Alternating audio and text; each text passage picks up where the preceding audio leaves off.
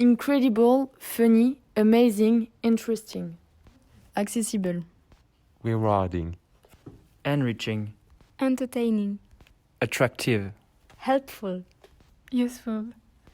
It's an opportunity for team building.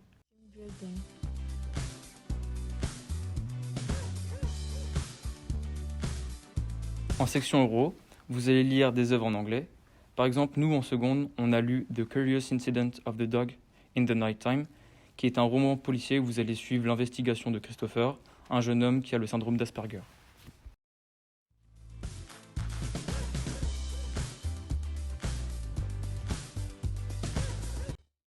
En section européenne, on a l'opportunité de réaliser différents projets et de mobiliser notre créativité.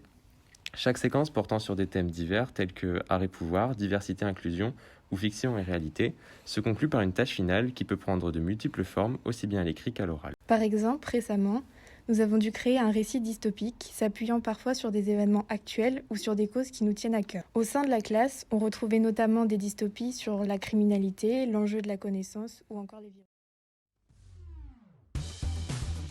En intégrant la classe euro, vous aurez en plus de l'anglais une heure de discipline non linguistique, la DNL, en histoire géo ou en physique-chimie. La DNL permet d'approfondir nos connaissances et d'avoir une autre vision des chapitres étudiés en français. Par exemple, en terminale, nous avons étudié la Seconde Guerre mondiale, ce qui nous a permis de voir le point de vue des États-Unis et du Royaume-Uni.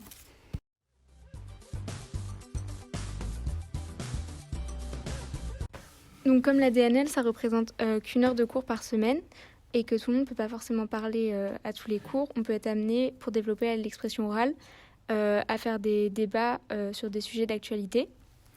Comme par exemple en première, on a effectué un débat sur le port des armes aux États-Unis. La classe était divisée en deux parties, une partie pour et l'autre contre. Les arguments étaient préparés en amont. Et par exemple, cette année en terminale, on a effectué un débat en anglais sur les Barbies.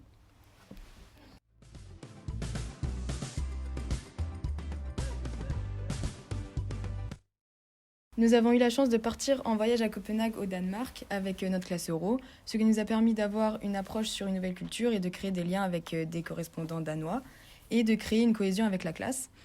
Nous avons suivi des cours dans un lycée danois avec nos correspondants et nous avons pu constater que de nombreuses différences avec le système français. Nous avons visité de nombreux lieux comme des lieux historiques et spécifiques comme le quartier indépendant de Christiania où les règles sont dictées par les habitants.